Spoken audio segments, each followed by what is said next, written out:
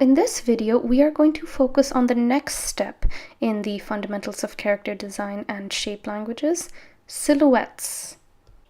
Now, silhouettes are a great way to get your idea across very fast, quickly, and the process is very rough. When making silhouettes, you use a very simple big brush in Photoshop.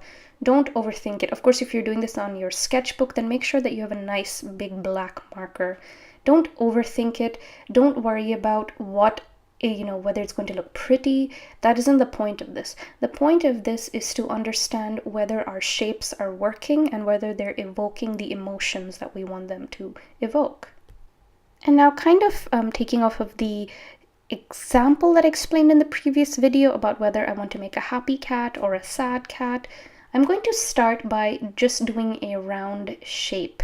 And this is going to be my happy cat. And as you can see, it's very simple. I just drew a really big round ball. And I'm just creating very loose indications of where parts of her body would be. And again, I've added the eyes and mouth just to make it clear to you. But when you're doing this process, you don't even have to add that. You can have a simple circle and just some ears and a tail. And that should be enough to evoke the emotion of a friendly cat. Now let's try playing with the square shape and see what kind of a cat we can conjure up.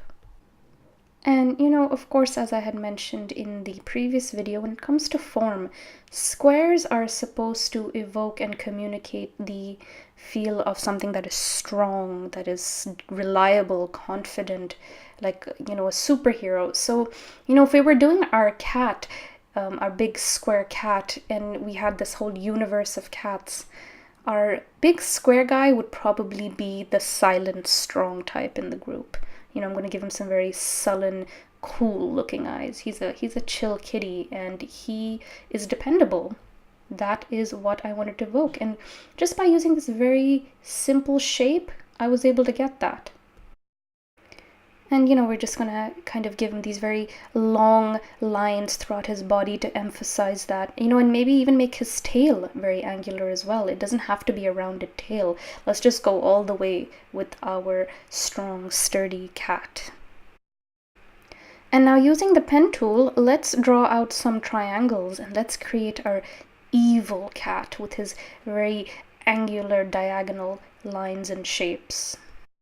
And I'm just using this very simple triangle to really evoke that shape or that feel of somebody that is foreboding or somebody that you should watch out for, by elongating that triangle and emphasizing that shape again on top. And again, in this case, the cat ears really help because it creates even more angular lines in my cat. And, he already looks pretty evil right now. This silhouette actually does remind me of Disney's Maleficent. She has a very similar silhouette if you look at that character as well. It's like two very horny ears sticking out from the top that evoke a very devilish feel to our character.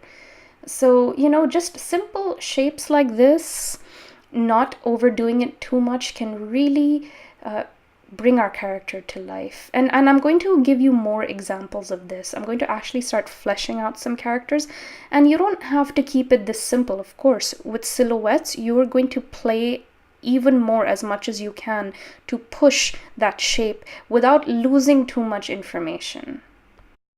Now, in the next video, I want to take this same silhouette process and use it in our actual character designs, inspired by the world of Snow White. We are going to create a silhouette for our huntsman, for our queen, and for one of the dwarfs.